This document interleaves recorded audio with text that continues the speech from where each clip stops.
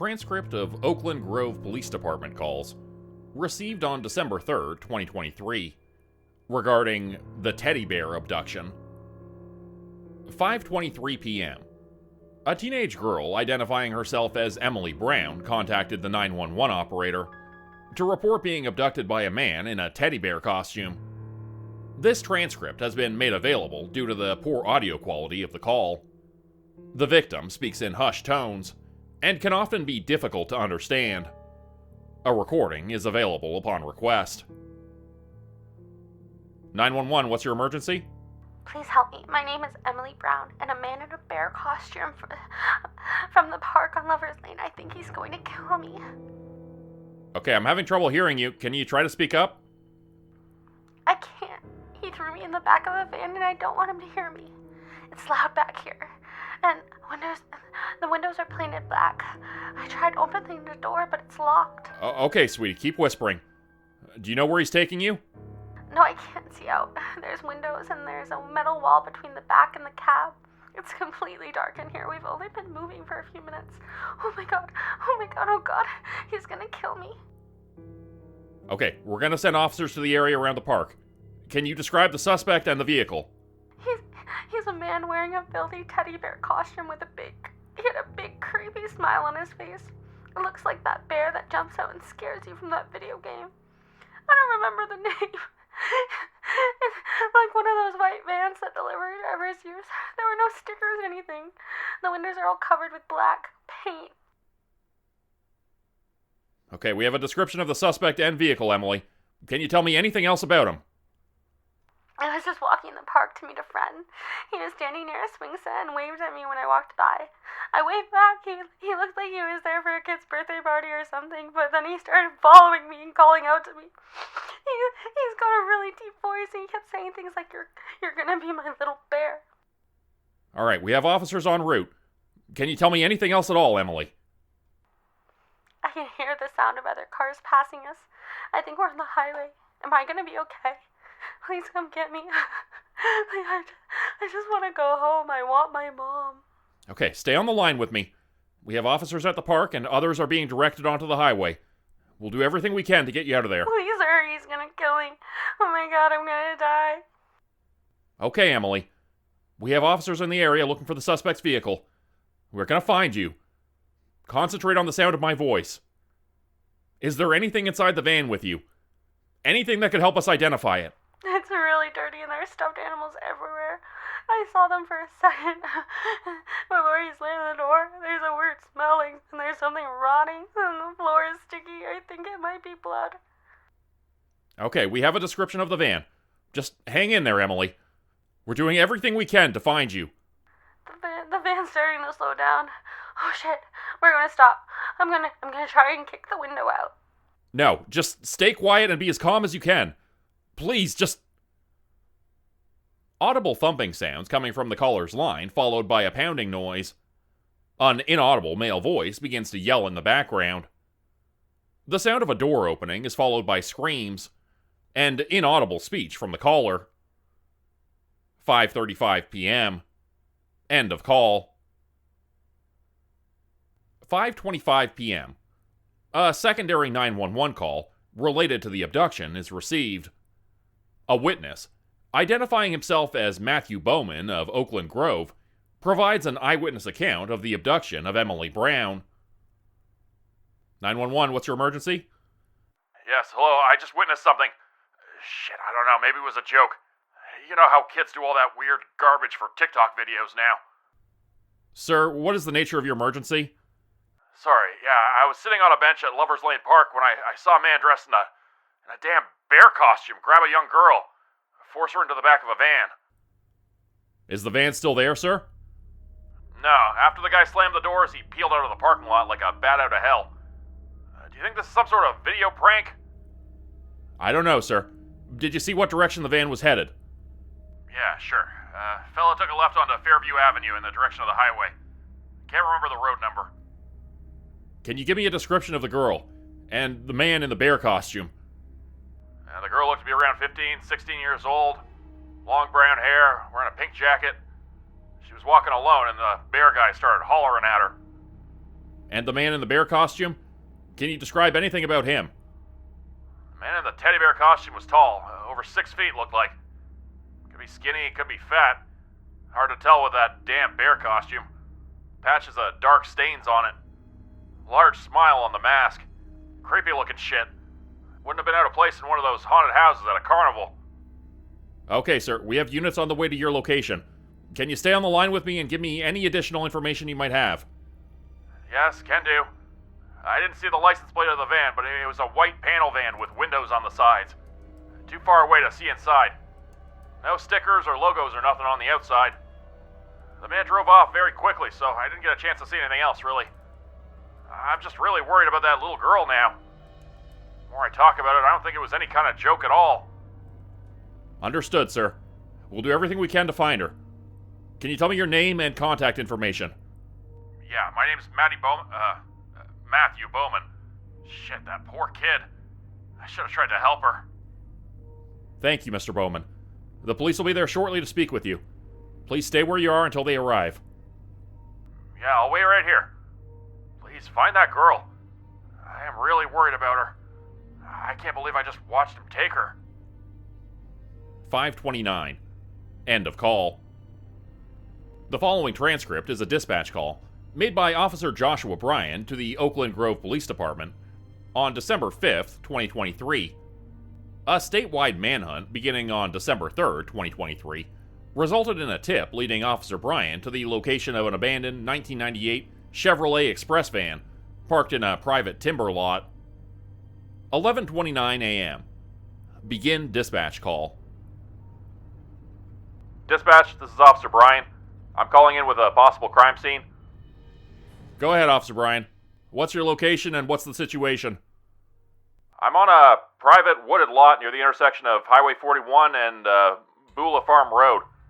I found an abandoned van parked 50 yards from the road behind a dense wood line. It's filled with what appears to be blood and stuffed animals. There's a broken Samsung Galaxy on the floor, also covered in what I believe to be blood. Copy that, Officer Bryan. Can you confirm, is anyone around or inside the vehicle? Negative, there's no one in sight. I've checked the immediate area and it's clear. But the amount of blood is substantial. Looks like there's been a struggle inside. There are footprints on the windows and streaks in the blood. It appears someone was pulled from the rear with force. Copy that. Please remain on the scene and secure the area. We'll send a crime scene unit and detectives your way as soon as possible. Understood, dispatch. I'm securing the scene now. Understood. Stay safe and keep us updated on any developments. Copy that, dispatch. I'll be standing by. 11:35 a.m. End dispatch call. Crime scene technicians were able to collect DNA samples from 4 unique individuals. The amount of blood located in the abandoned Chevrolet Express van was determined to be an amount that subjects from samples number 1 to 3 were unlikely to have survived. Sample number 1 was determined to match DNA from the toothbrush provided to the Oakland Grove Police Department by the parents of Emily Brown. Samples number 2 and 3 were determined to belong to yet unidentified females. These samples are being cross-referenced with missing person cases in various jurisdictions throughout the region. Efforts are ongoing to identify unknown subjects. Sample number 4 was determined to belong to a yet unidentified male subject. The source of the DNA is considered a person of interest in the abduction of Emily Brown. Emily Brown or her remains have not yet been recovered. Investigative efforts are ongoing. Similar abductions attributed to a mysterious individual in animal costumes have been reported in locations throughout the East Coast and southern United States. Transcript of Pasadena Creek Police Department calls received on January 7th, 2024, regarding the Cottontail killer. These transcripts are being made available to all law enforcement bodies in the region in hopes of gathering evidence to identify or locate the suspect. While not currently investigating the case, the nearest FBI office recommended our department make contact with the Oakland Grove Police Department due to the similarities of a crime committed in their jurisdiction.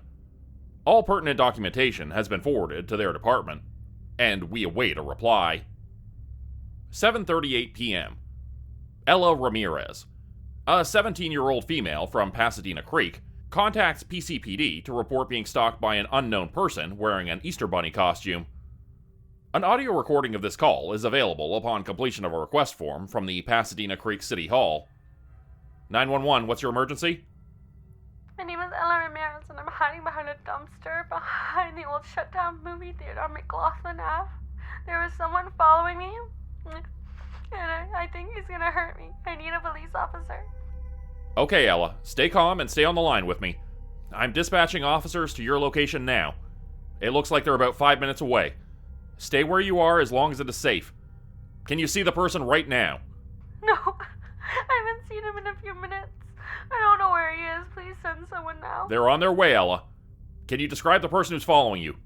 He's tall, like over 6 feet. I think it's a man, but I don't know.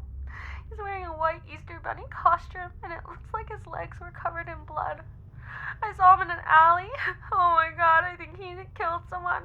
He would pull someone out of the street when he saw me. He started running towards me. Alright, 6 feet tall, white rabbit costume with possible blood on the legs. Where did you first see them? It was over on Short Street, between the antique store and the used bookshop. There's this little alleyway I usually cut through on my way home from work. When I turned in the alley, he saw me, and I think I hear something. What should I do? Stay quiet, Ella. My system shows that the officers should be at your location in about 3 more minutes. Just try and remain calm until they get there. Do you think he can see you? I don't know. It sounds like a car engine. I'm gonna go look and see if it's the cops. Maybe they're here already. No, Ella. My system shows the officers are still 2 minutes away. Remain out of sight until they arrived. Do not... The audio becomes difficult to hear for a few moments. Ella Ramirez can be heard calling out to someone before screaming and dropping the phone. Well, hello there, honey. You've been a bad little bunny. Now I'm gonna have to hurt you. Ella, are you there? If you can hear me, please run toward Park Avenue from McLaughlin. Officers are nearby. Ella? Screams can be heard through the line, and then a loud crunch followed by disconnect tone. 7:24 p.m. End call. PCPD officers Barry and Denton arrived on the scene behind the Martin IV Cinema movie theater on McLaughlin Avenue. After a brief search of the scene, a smashed iPhone 12 was found behind the corner of a garbage dumpster. There was a small quantity of blood by the phone, leading to a set of black tire marks. The blood was tested against samples from the Ramirez home and determined to belong to Ella Ramirez. Pictures of the tire tracks were sent to the crime lab and determined to be a mass-produced tire tread common to industrial vans. No unique identifiers in the tire tracks were detected. A search of the nearby area produced a secondary crime scene, located between Pepper's Old Books and Kesterson's Antiques on Short Street. Large amounts of blood were discovered in the location where Ella Ramirez reported seeing the subject in the rabbit costume dragging a body. No other evidence was recovered at the scene. A BOA notice was distributed to all local agencies for Ella Ramirez and the unidentified victim from the alleyway, with no sightings reported. 6:23 a.m. Randy Teague of Pasadena Creek calls PCPD to report a strange object discovered on his front steps. 911, what's your emergency? Yes, this is Randy Teague.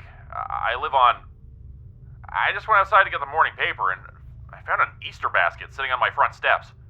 At first I figured my parents must have left it as a surprise for the girls, but y'all need to come and see this. What is the concern, sir? I'm pretty sure there's blood coming out of the plastic eggs in the basket. There are flies swarming all over the damn thing. And shit, yeah, that's blood. It's starting to pool up under the basket. Please close and lock your door, sir. We'll have officers over immediately. Do not go outside or attempt to touch the basket. Why the hell would I? Good lord. Tell them to get here quick. I don't want my wife and girls to see this. Who the hell would do something like this? Again, please remain inside, sir. Officers will be at your location shortly. Do not open the door unless you see a Pasadena Creek cruiser. Do you understand? Yes, sir. How am I supposed to... 6:25 a.m. End call. The following is a call from Officers Hicklin and Jones out of the PCPD. 6:38 a.m. Begin dispatch call. Dispatch, this is Officer Hicklin, calling for a crime scene unit. Understood, officer. Crime scene unit will be en route as soon as possible. Please explain the nature of the request. Jones and I arrived at the Teague residence a few moments ago. He's inside speaking with the family while I search the property. There are no signs that a perpetrator is still in the area, but we need the crime scene investigators here ASAP to take in this Easter basket. Understood. Were you able to see what's inside the eggs in the basket? Yes, dispatch, but I sure as hell wish I hadn't. A few of them just have candy in them, but some of them have body parts. There are two sets of what appear to be human eyes. One set appear to be fresh, but the second is highly decomposing. Damn, there are two tongues in another set. Likely human. One fresh and another one also highly decomposing. Officer, techs have been dispatched and will be there as soon as possible. Tape off the crime scene and keep the area clear. 10-4, dispatch. We will... Hey, please, get back inside. Sorry, dispatch. One of the little girls just opened the door. Oh, man, I hope they didn't see this shit. 6:42 a.m. Call end. One set of partial remains was DNA matched to samples retrieved from the Ramirez home and is believed to belong to Ella Ramirez. The second and more decomposed set of partial remains belongs to a yet unidentified female. Oakland Grove Police Department has requested access to the secondary remains to test against known DNA from a missing persons case involving a young woman named Emily Brown. Blood collected from the alleyway was determined to belong to two unidentified males. Samples from this collection have also been sent to Oakland Grove PD for comparison with DNA potentially belonging to the suspect in their case. Two of the three victims have yet to be identified. Other than her eyes and tongue, no other remains belonging to Ella Ramirez have yet been discovered.